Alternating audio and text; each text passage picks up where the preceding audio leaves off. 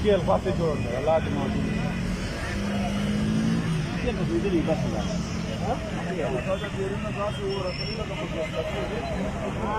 Eh?